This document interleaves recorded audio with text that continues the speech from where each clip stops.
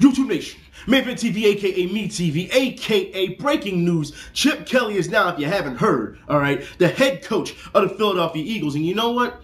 I don't have a problem with this. I really don't. And I want to talk about this, though, because there's some people on Twitter who are actually, joking, championship. And that's fine if you want to joke about it. But there are also Eagles fans who are dead serious. Look, need I remind you people that this is a rebuilding season coming up this year? All right? It's a rebuilding season. I'm not trying to hear championship, all right? Did you not learn from Dream Team? Did you not learn from Dynasty? Did you not learn from all this? Fan base, you're really starting, I'll put it like this, I don't even want to consider you real fans at this point. I really don't. But you're giving the fan base a bad name. So if we do lose a lot next year, and all these other fan bases come out of nowhere and they're like, ha ha ha, Dream Team, Dynasty, Championship, it's going to come back to you, and it's rightfully deserved. You got to relax. We don't even know what Chip Kelly's going to do yet when it comes to coaching staff changes. We don't know yet. And we also don't know what he's going to do yet with player personnel changes. Also, you have to factor in that most college coaches really don't do well on an NFL level. They really don't. I swear, if we'd have got Nick Saban, I would have been pissed. I would have been sitting here complaining all offseason in the next season after the way he was with the Dolphins and he quit on them. Understand, you just have to take your time, all right? We also don't know what schemes he's going to bring in, and, I understand he loves that offense. We don't know. There's already fans saying, Nick Foles is going to be gone if Chip Kelly, gets his way. We don't even know who our starting quarterback's going to be next year. Understand, take your time. It is not that serious. Calm down. I understand people like to get excited and happy about things, but when you're really serious about screaming championship, no, stop that. Anyways, I want to move on. We'll talk about boxing a little bit. I wasn't even, I wasn't even going to do this thing about Chip Kelly and all because I was just waiting. I was going to do the video earlier and I got a little busy, and then all of a sudden the breaking news came out. So I do want to talk about boxing a little bit. Let me tell you guys something, all right, about boxing, all right? Weight loss sucks. I don't know if you guys can tell, but I've lost a significant amount of weight as of late since I've been boxing, back in my boxing program. And I want to talk about this due to the fact that I am so tired, literally, physically tired, from this. Now, I do every other day, I do 2 a day. So I'll train once and then the next, the other day, and every other day, I'll do 2 a days. For those who don't know what 2 days are, that's 2 trainings in 1 day, okay? Now, here's the thing. Because I've lost so much weight, I don't feel right. I'm used to being comfortable at 200 pounds, at max 215. You know what I mean? That's when I was playing football. So I'm not used to, right now, at my level, I'm at 180, and I do not feel like a kid. I haven't been 180 in like 6 years, 7 years, you know what I mean? I feel almost really wiry. However, I will put it like this. I do feel a lot stronger in core strength. And for those who don't know what core strength is, that's when you have a lot of explosion wrestlers and MMA guys. You're going to know what I'm talking about. Because I still practice that, that too as well. Especially when you're doing medicine balls, and for those who don't know medicine balls, you take the medicine ball, you throw it over your head, and and you bounce the medicine ball on the ground, and you keep going across while you're bouncing it. Also, there's when you're the heavy, when you have the lone heavy bags when you stand up, and this is what I mean about explosion in the legs and in the core, where you can shoot, and wrestlers know what I'm talking about, MMA guys. When you shoot, you grab the bag and you launch it, suplex it or whatever. So you know what I'm talking about. Core strength feels incredibly great. Speed? I feel like a cat at this weight. But still, I don't feel comfortable being there. Now, you probably can't tell, but yeah, it just feels really weird. I put it like this. Also, with working out, it's a little bit different too now, because I put it like this. Yesterday, I went to the gym, blew up the gym like it was no problem. Today, I feel nothing. No pain, no soreness. The only thing I feel is in my back. Other than that, my arms, nothing. When you're doing triceps and curls and stuff like that, I feel nothing in my bicep, my tricep, my forearm, so you know what that means. It means that now I have to do other workouts to trick the muscle. You know what I'm saying? And I'm burning more than what I'm intaking, which is where weight loss comes in. For those who see how boxers look, we are shredded when it's time to box. Now, mind you, I'm not in competition or anything, but I still spar with people. You know what I mean? And I'm fighting guys who are almost twice my size still because they know I can handle it. But it's almost, the burn as opposed to intake. So what I'm going to do is I don't feel very comfortable at 180. I'm going to have to do a 6 a day. And for those who don't know what 6 a days are, and this is eating regimen, for those who know, you have 6 meals throughout the day on top of my 2 a days, on top of basketball, on top of boxing, on top of MMA. You get what I'm saying. And just yesterday I went ice skating. So that's more burn intake, instead of eating salads and soups and stuff like that, And also, instead of just drinking water, I'm drinking certain teas that have antioxidants. And guys, I tell you, when you train, there's a lot to it. You know what I mean? So I'm really tired, and being at 180 feels really weird for me. It just does. And speaking of boxing real quick, I want to give a shout out to ring girls, all right? Ring girls, look, we all know ring girls are sexy, and we all know as a boxer, when you're in the heat of the moment, you always focus.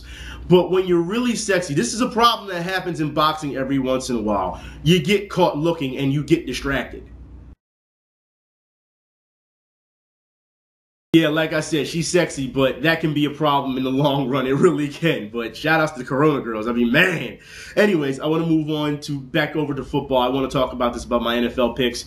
I have been flawless so far. For those who know, follow me on Twitter and things like that nature. I've been flawless when it comes to all the NFL playoffs. So in the first round, I made all my picks via Twitter, and I was right on who won. Last week, as you guys know on video, I made my picks, and I was absolutely right on those. Now, I also want to apologize to you guys because I haven't been able, as of late, to comment back to you guys in the videos much because I'm trying to put out so many videos. I don't have time to actually respond to a lot of videos, you know what I mean? But I do see the comments, and I do see what you guys are saying. I saw what you said about RG3. I saw Ravens fans start fighting amongst each other, you know, in the comments. Like I said, this week, this is what I'm going to pick. I'm looking for the 49ers to beat the Falcons, and I say this because even though the Falcons' defense is good, the Falcons almost shot themselves in the foot at the end. There's no way you have a 20-point lead and you lose to Seattle like that. I really thought Seattle was going to come back and win that game. I really thought so. The Ravens, I picked them as my dark horse to beat the Broncos. A lot of people didn't think that the Ravens could beat the Broncos. I took the run with it, and as we saw what happened with the Ravens, I put it like this. They play the Patriots. It's a given that people should pick the Patriots. I get it. You should, because they're a juggernaut. They are. I'm going to stay the course of what I picked last week. I'm going to pick the Ravens again because, as we know, even though the Patriots' defense is good, the secondary is a little weak. And as we saw with the Ravens last week, when you throw the deep ball to Torrey Smith, he was killing Champ Bailey, all right? Killing him, all right? They have a problem there, and I don't understand if they're going to be able to take on Torrey Smith or even in the flat when it comes down to holding on to Anquan Bolden. I'm just not sure. But Ravens, you got to do something more with Ray Rice. You cannot just keep running these off-tackle runs, all right, because it's not getting anywhere. Ray Rice isn't going, run between the tackles. That's nothing. You're going to have him bounce to the outside or something. That's not working. They ran and ran and ran, and they got stopped every time by the Denver defense. It was ridiculous until, like, late in the fourth quarter. Didn't work.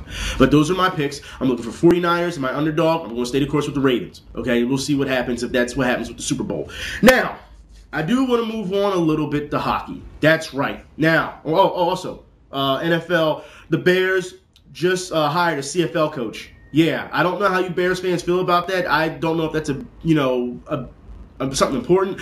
I mean, personally, it's out of left field. I was shocked when I saw that. I don't know how you guys feel about it. But I want to move on to hockey. As you know, hockey's coming back.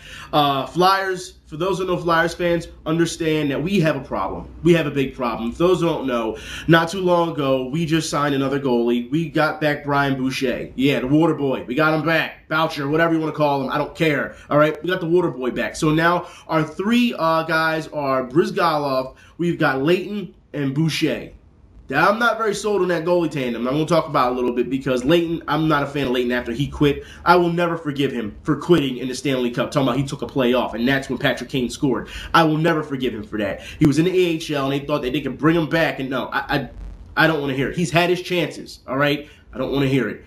Boucher, whatever. Look, I really miss Bob. I really do. I really do. So, I mean, and Brizgalov, look, I'll put it like this. I can't trust Brizgalov. For anybody who saw what happened during this strike, all right, this NFL lockout or whatever. I mean, NFL lockout, NHL lockout.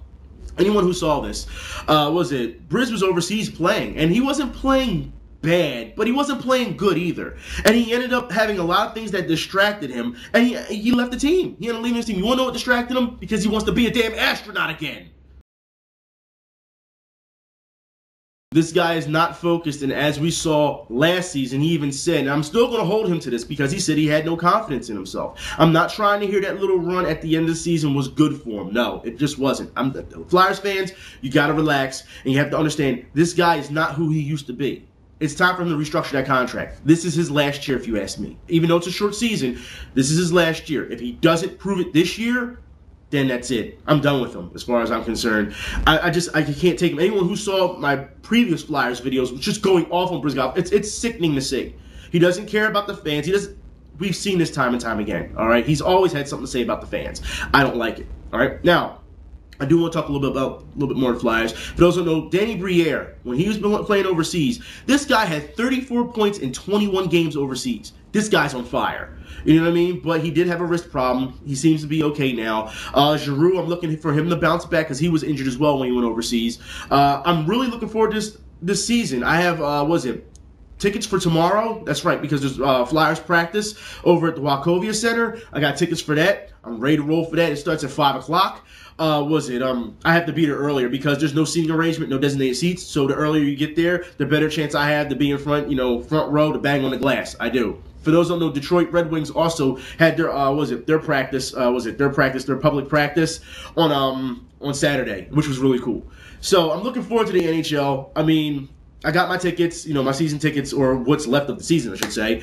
And the season lineup that I got, I'm pretty upset about. I mean, don't get me wrong, a lot of it is division games, but I was really looking forward to going to the first Penguins game. I saw a guy on here Sunday, a guy walking around here Sunday. He had a Penguins hat on and a Penguins jersey. And when he was walking, people were just giving him the me mug. People were just staring at him. I'm like, yo, is that serious? It was crazy, you know what I mean? So, I don't know. I'm going to move on. I got to talk about Philadelphia 76ers. I don't know what's going on here. They're just garbage as far as I'm concerned. Drew Holiday cannot do this on his own. He cannot. I don't understand why people... Evan Turner decides to show up whenever he wants to. He's very emotional. And, when he's not doing well emotionally, he has a bad game. When he's doing good emotionally, he has a good game. This guy has to get it under control as far as I'm concerned. Thaddeus?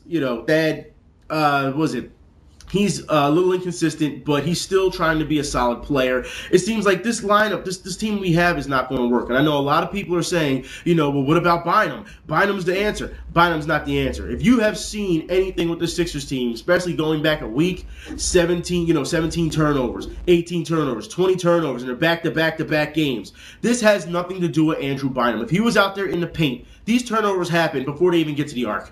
All right, so he wouldn't even see the ball. However, I will be fair and say that if Bynum was in the paint or whatever down low, the defenses would have to come back a little bit more to defend against Bynum. You get what I'm saying? They wouldn't be so free about things. So that's how I'm be fair about it, but these turnovers are killing them. And when you have these type of turnovers, it says, once again, that they're not listening to the coach. They're not responding, and it's lack of discipline. It just is. Doug Collins, they keep playing this. Doug Collins is going to be gone. Now, for those who remember, last season, I didn't like Doug. I was done with Doug Collins. After he made Spencer Hawes go into that hotel room and destroy it, I was done. You don't have a coach do that. You don't.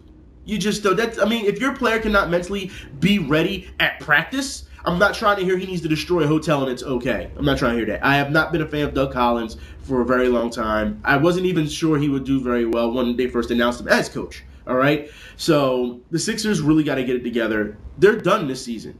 They're done. All right? There's no run. I don't want to hear that. There's no way. Not with this lineup. It's not going to happen. They're playing street ball at this point. Like I said, and you can't keep leaning on Holiday. You can't. He's doing all he can. All right? I feel bad because if Holiday doesn't make the All-Star game, which he probably won't, with all the great guards out there, it's just sad to see. It really is. Now, I want to move on to the last thing I want to talk about, which really pisses me off. All right? Lance Armstrong comes out and says that, he admitted doping. Now, I'll put it like this. Does anyone really care about the Tour de France? But if you do care about, what the hell? I don't know, someone was banging on something. But if you do care about the Tour de France, I'll put it like this. Lance Armstrong is getting all this sympathy out of nowhere that he was doping, right? So let me get it straight. When Barry Bonds was doping, you pretty much called him a criminal and you alienated him and you called him everything under the sun. Lance Armstrong admits to doping, and all of a sudden, it's, we should have sympathy. No, I'm not trying to hear that. And that really pisses me off. It really does. Don't even get me started on MLB not putting anybody in the Hall of Fame. Don't even get me started, all right? that whole thing. Don't.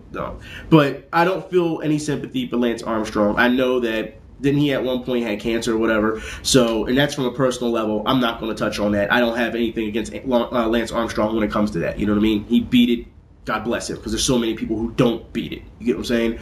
But doping-wise, just to win, I'm against it. Absolutely against it. You know what I mean? And I don't feel any sympathy on that level. I don't care. Everyone cheats for some reason at the Tour de France. They always get caught cheating. Is it really that hard? I mean, if it is, then you know what? They need to slow it up then or something. But you're taking championships and opportunities away from people who are clean and who are doing it legit, and that's a problem. Anyways, guys, I'm done for the day. Yeah, I just want to get this out of the way. I'll talk to y'all later. We're gonna go back to our regular sports segment probably next week. We'll see what happens. All right. I'll talk to you then. Y'all be safe. I'm out.